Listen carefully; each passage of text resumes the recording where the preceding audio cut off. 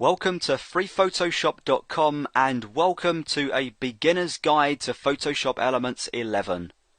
In this course we'll explore Adobe's consumer level image editing application in more detail than ever before, working through various real-world projects one step at a time.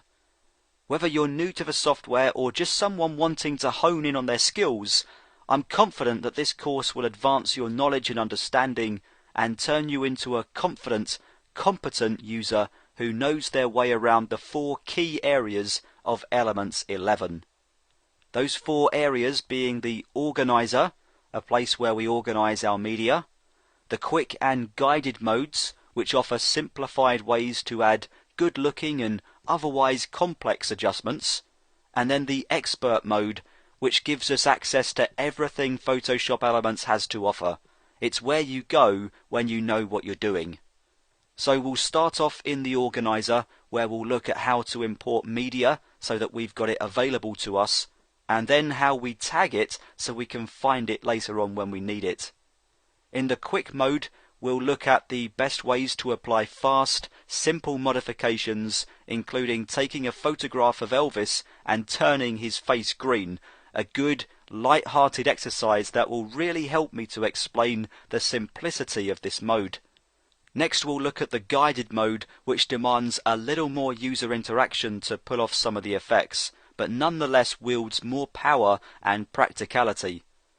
I'll show you a couple of tricks, including this one, where we'll take a full color photograph and experiment with black and white effects, which if done right can hold more power than its colored equivalent. Then we'll begin looking at the many different ways we can share our images with friends and family using platforms such as Facebook and creating our very own custom slideshow. At that point we'll step up a notch as we begin to look at the expert mode, where my objective becomes transforming you from a beginner to somebody who feels comfortable using it. I have a whole chapter based around the fundamental principles of getting your feet under the table, including such topics as layers, creating new documents from scratch, answering some frequently asked questions about resolution and image size, and working with color.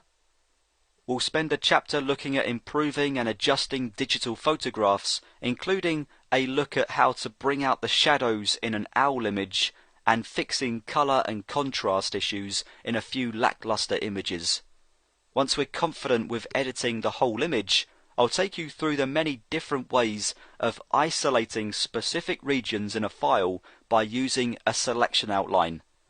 This will include creating a selection in the first place with tools such as the magnetic lasso, and then perfecting the outline using the updated Refine Edge controls.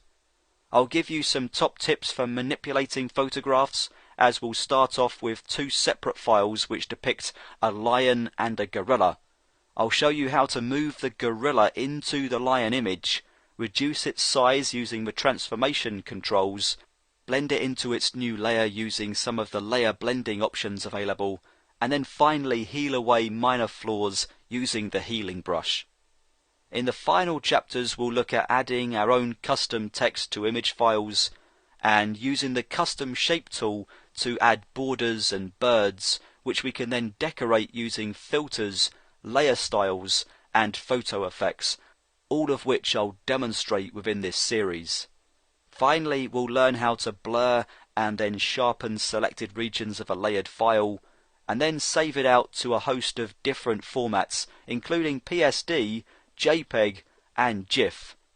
All in all, we'll be looking at over 12 hours of content, and I can assure you that this course is the most thoroughly detailed, painstakingly accurate collection of videos we've ever produced.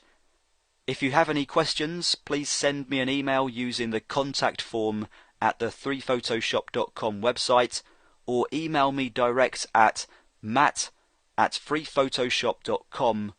Either way, I'll respond within 24 hours. I think we're all set. In the next video, I'll go through some of the key differences for Mac users following along with this course. After that, I'll show you how we can find the project files that we can download and install if we so choose, and follow along with me every step of the way, and then we'll roll up our sleeves and begin our journey through Photoshop Elements 11.